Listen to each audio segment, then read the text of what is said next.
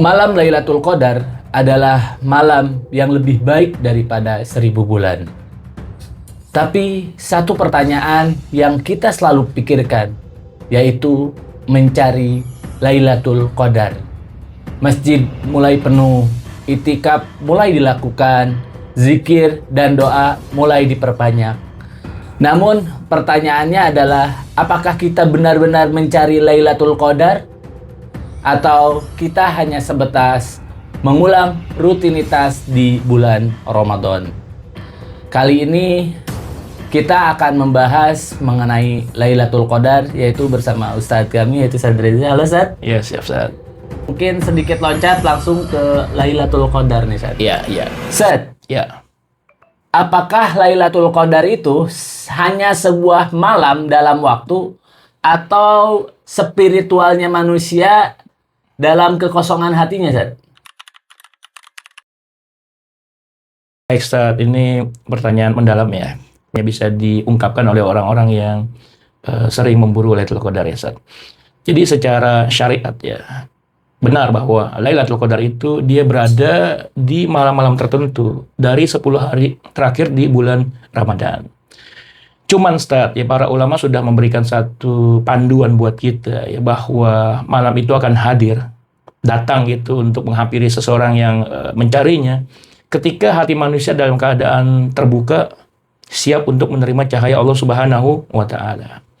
Jadi Ustadz, Lailatul Qadar itu adalah pertemuan antara malam yang suci dengan hati yang bersih dan siap menerima cahaya Allah begitu. Para ulama berkata, Lailatul Qadri laisat fi zamani faqat, bal fi qalbi idza ista'at li nurillahi ta'ala. Bahwa malam Lailatul Qadar itu Ustaz, dia tidak sekedar terjadi dalam waktu, tapi ia terjadi dalam hati orang-orang yang kemudian siap untuk menerima cahaya ilahi.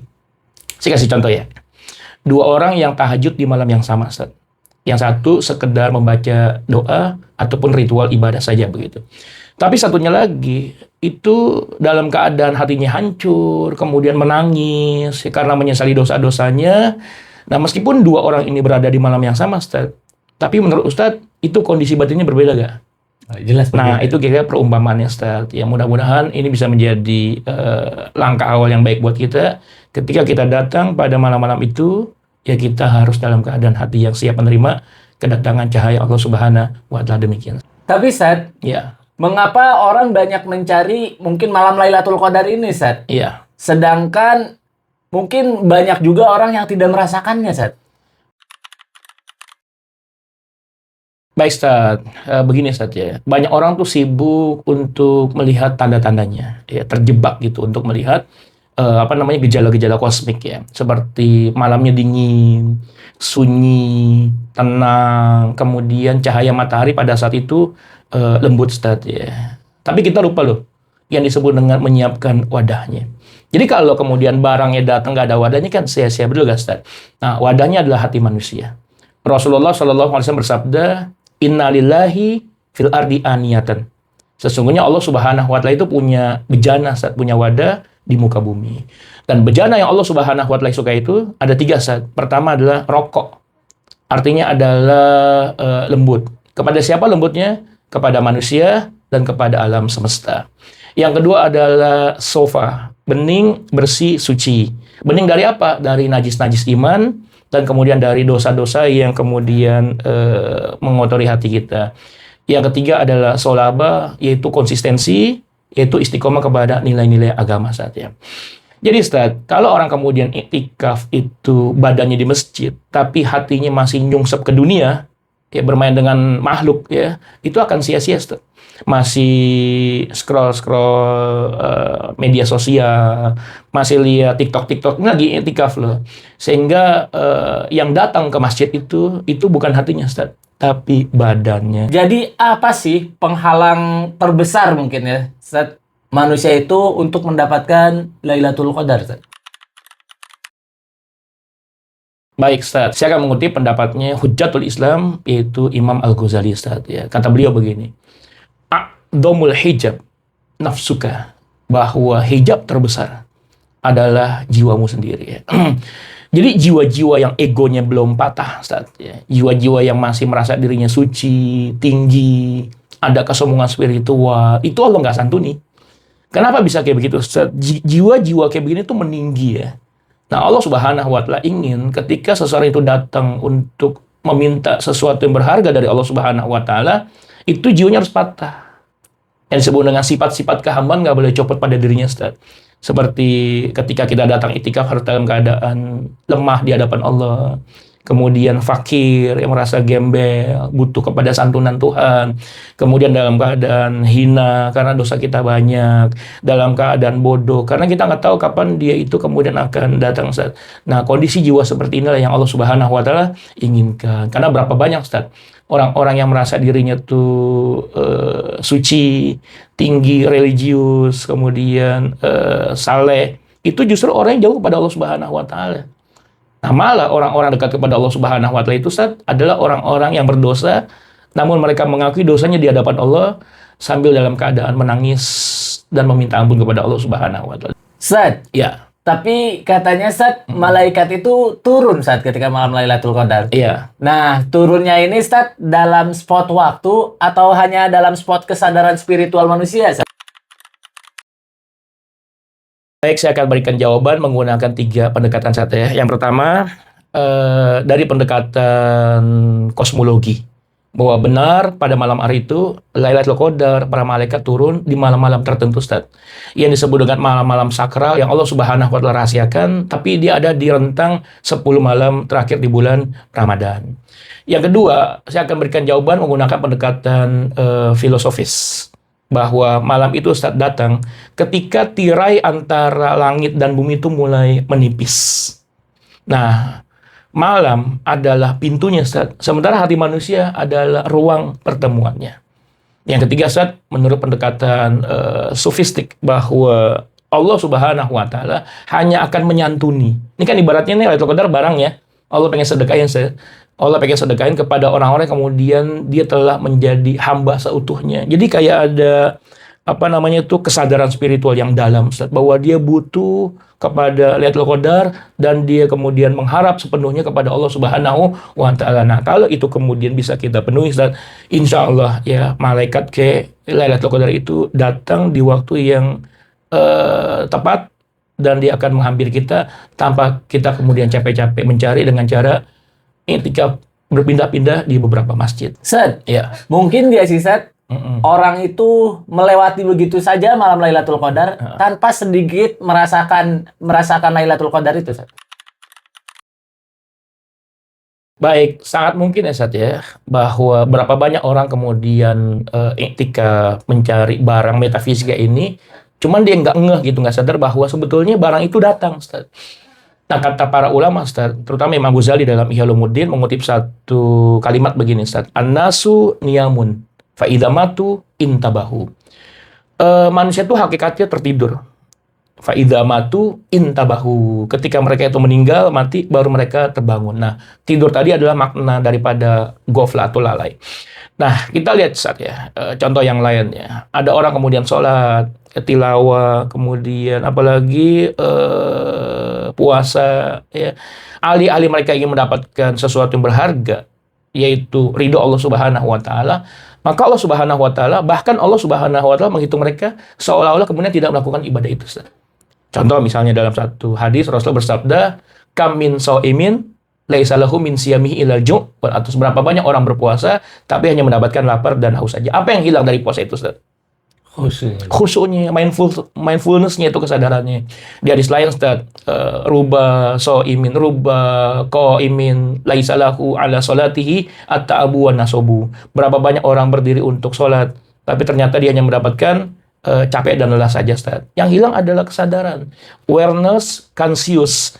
Nah, jadi kalau kemudian orang ketika puasa, orang ketika iktikaf di malam-malam itu, Ustaz, dia tidak dalam keadaan penuh konsentrasi atau kesadaran spiritualnya, dia 1000 kali iktikaf, Ustaz, dia nggak akan pernah bisa mendapatkan barang metafisika itu yang turun sebetulnya datang untuk menghampiri dia, tapi dia dalam keadaan gak siap. Jadi, mana yang kita dahulukan, Ustaz? Banyaknya bilangan dalam ibadah, Iya. atau kesadaran hatinya terlebih dahulu nih, Ustaz? Baik, Ustaz. Syekh Ibnu Athaillah Sakandari Ustaz sudah memberikan jawabannya sejak zaman dahulu kala. Kata beliau begini, Rubba amalin sogirin tu'adzimuhu an-niyatu. Ya, berapa banyak amalan-amalan kecil itu, Ustaz. Justru itu yang bisa membuat seseorang itu diterima oleh Allah Subhanahu wa Ta'ala, yaitu karena motif ataupun niatnya, Ustaz. Ya. Kita kasih contoh, Ustaz, ya. Misalnya kayak orang sholat 1000 rakaat tapi nggak khusyuk. Dibandingkan dengan orang sholat 2 rakaat, Ustaz, tapi khusyuk. Kira-kira mana yang diterima oleh Allah Subhanahu wa Ta'ala? Mungkin yang khusyuk itu, Ustaz. Ya, kalau kita ngerujuk kepada salah satu firman Allah, fawailul lil musallin, Ustaz, maka yang Allah Subhanahu wa Ta'ala butuhkan, maka yang Allah Subhanahu wa Ta'ala terima itu, Ustaz, adalah kualitas, bukan kuantitas, Ustaz. Oleh karena itu, Ustaz, kita berharap ketika kita ibadah, termasuk iktikaf pada saat itu kualitas kehadiran hati, kekhusyuan batin itu benar-benar harus dijaga, Ustaz. Bagus-bagus ya, kita berharap dua hal ini bertemu, antara kuantitas jumlah bilangan yang banyak dengan kualitas daripada ibadah, dan kualitas daripada ibadah itu bisa jalan beriringan. Demikian, Ustaz. Mungkin kita kembali dulu ke Lailatul Qadar lagi, Ustaz. Boleh, silakan. Jadi, Ustaz, sebenarnya makna Lailatul Qadar itu sendiri apa sih, Ustaz? Baik, Ustaz. Jadi Lailatul Qadar itu, Ustaz, adalah the night of decree, yaitu malam dekret atau malam keputusan. Apa yang diputuskan, Ustaz? Yaitu supernatural approval, yaitu pengesahan kekuatan supernatural. Ya, supernatural itu berbeda dengan supranatural. Kalau supranatural ada orang-orang yang lahir dari mitologi, Ustaz. Kayak mandi di sungai, kemudian begadang di kuburan, ya. Basisnya adalah supranatural, ya.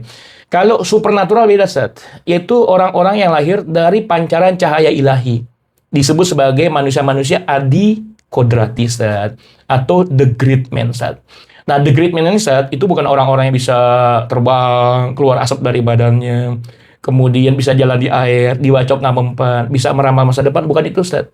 Tapi orang-orang yang bisa menampung cahaya Allah Subhanahu wa Ta'ala yang cahaya Allah Subhanahu wa Ta'ala yang dititipkan masuk ke dalam dadanya.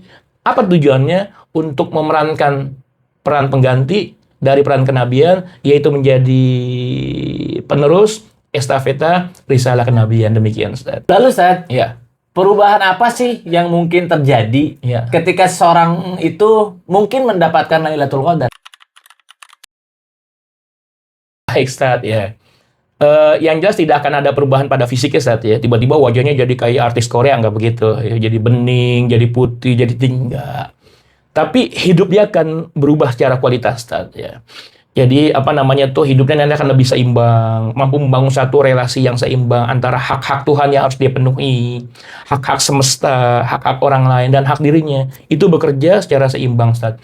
Kemudian apalagi, Ustaz, dia akan lebih bermakna hidupnya, ya, meaningful, punya tujuan yang jelas, yaitu ingin mendekati Allah Subhanahu wa Ta'ala. Semua aktivitas hidupnya bukan cuma ibadah, diniatkan buat Allah Subhanahu wa Ta'ala. Jadi dia punya tujuan yang jelas, Ustaz. Tujuan yang tinggi, namanya ada ultimate purpose, yaitu para pengabdi itu Tuhan yang mencari ridha Allah Subhanahu wa Ta'ala. Yang kedua, Ustaz, hidup dalam keadaan sadar bahwa dia adalah bagian dari 3 entitas yang ada di alam semesta.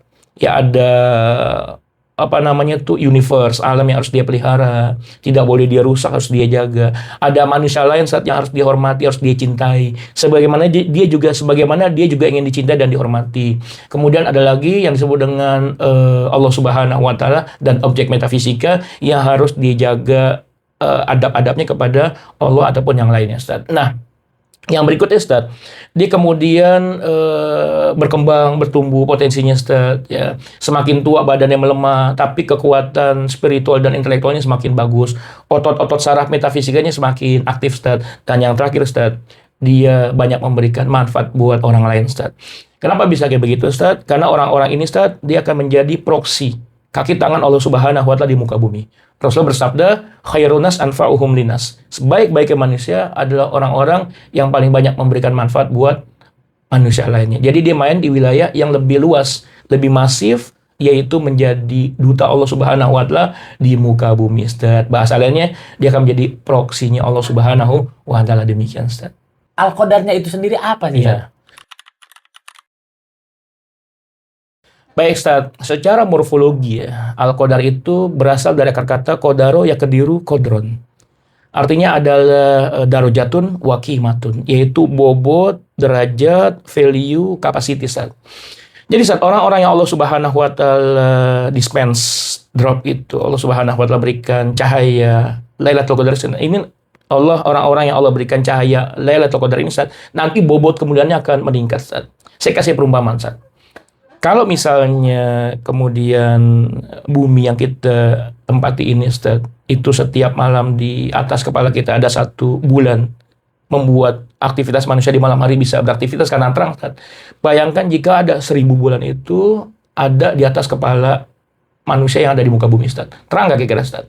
Nah, itu perumpamaan, Ustaz. Jadi 1.000 cahaya yang Allah Subhanahu wa taala sebutkan dalam surah Al-Qadar itu akan Allah masukkan ke dalam dada seseorang. Jadi alayl itu artinya gelap, Ustaz. Manusia itu lambang kegelapan, kebodohan, ketiadaan, ya. Kemudian kezaliman, dosa itu lambang daripada gelap. Tiba-tiba Allah Subhanahu wa taala kasih cahaya, Ustaz. Naik gak derajatnya? Naik, walaupun dia bukan penduduk bumi, tapi dia setara dengan penduduk, walaupun dia penduduk bumi, Ustaz. Tapi kalau Allah berikan cahaya sebanyak itu, dia seolah-olah seperti penduduk langit, Ustaz. Gitu, Ustaz. Nah, cahaya itu, Ustaz, itu tidak menerima kegelapan. Dan kebodohan itu tidak bisa merusak pengetahuan. Ustadz harus ketahui bahwa lambang ilmu itu, Ustadz, 2. Kalau nggak air, yang kedua adalah cahaya. Nah, baik cahaya maupun ilmu, kedua-duanya adalah jalan untuk menjadi pribadi-pribadi yang mulia. Jadi orang-orang kayak begini, Ustadz, sebetulnya Allah Subhanahu wa taala berikan bobot kemuliaan yang dia kemudian berbeda dengan diri dia sebelumnya. Kira-kira begitu, Ustadz. Apa sih, Sat, yang bisa dirasakan oleh hati seseorang nih, Sat, ketika dia mendapatkan Lailatul Qadar itu sendiri, Sat? Baik, Ustaz. Saya disclaimer dulu ya. Bukan berarti jawaban-jawaban saya ini menunjukkan bahwa saya ini orang yang sering mendapatkan Lailatul Qadar. Nggak begitu, Ustaz, ya. Tapi saya akan banyak menggunakan ungkapan-ungkapan oleh para ulama yang berpengalaman di ilmu ini, sekaligus isyarat-isyarat yang disampaikan oleh Rasulullah SAW. Ya. Rasul pernah bersabda begini, Ustaz. Inna nuro idza dakhalal qalba infasaha wansharoha. Jika hati seseorang itu kemasukan cahaya, Rasulullah nggak bilang cahaya apa nih, enggak. Dia mujmalan aja, general gitu, Ustaz. Bisa jadi cahaya Lailatul Qadar loh. Apa dampak yang bisa kita rasakan pada saat itu? Kata Rasulullah, infasaha wansharoha. Maka hatinya akan merasakan lapang, lega ataupun jembar, Ustaz. Sama seperti orang yang hidup di rumah yang besar 1.000 meter, Ustaz. Kemudian ruang tamunya luas, kamarnya besar, ruang keluarga juga luas. Tiba-tiba mati lampu. Jadi terasa sempit gak? Ya, simbolnya adalah panik, gelisah. Nah, berbeda dengan orang-orang yang kemudian hatinya itu ada cahaya Lailatul Qadar. Walaupun rumahnya sempit, hidupnya sederhana, tapi dia kayak bahagia, tenang, lapang. Kenapa bisa begitu, Ustaz? Karena di hatinya ada enlightenment, yaitu pencerahan. Dia kayak tahu harus berbuat apa, kemudian jalan menuju apa, dan tujuan apa yang harus dia kejar sebagai tugas dia selama Allah Subhanahu wa taala berikan kesempatan dia hidup di dunia. Jadi saat orang-orang dapat Lailatul Qadar itu, dia akan bisa dirasakan oleh kondisi atau suasana batinnya, itu lapang, tenang, lega, jembar, demikian, Ustaz.